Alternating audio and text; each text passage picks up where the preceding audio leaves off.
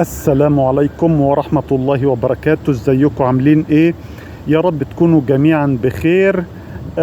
طبعا انا في الفيديو ده برد على احدى الخرافات اللي المنبطحين صدعوا لنا دماغنا بيها، وهي ان امريكا ما فيهاش حد فوق القانون.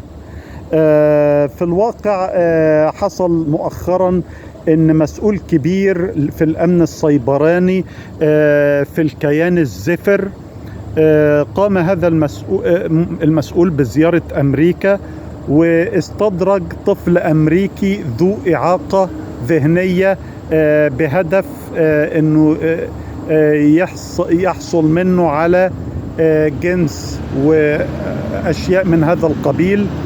فاللي حصل ان هذا المسؤول السيبراني في تلك الدولة اتقبض عليه، لكن بعد كده اخلي سبيله وسمح له بالعودة الى بلده، صدقوا او لا تصدقوا.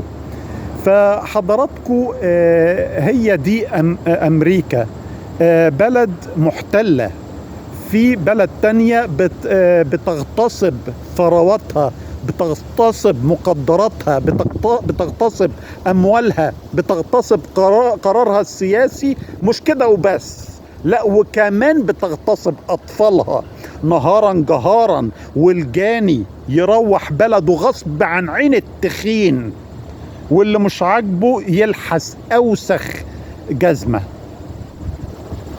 فيا اخوانا هي دي امريكا، مسؤولين فسدة ومرتشين بيتظاهروا باحترام القانون، وهم طبعا ما بعممش، اكيد في محترمين في كل مكان، ولكن كتير منهم فسدة ومرتشين، وبياخدوا رحلات مجانية للكيان الزفر عشان يتعمل لهم غسيل مخ.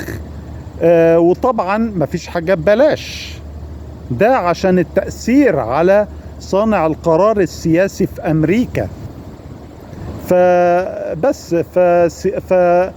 للأسف يا معشر المنبطحين، انتوا في الفترة الجاية أمريكا طبعا بتخلي شكلكوا زبالة كل يوم عن التاني، فشدوا حيلكوا لأن هيبقى عندكوا شغل كتير في الفترة المقبلة.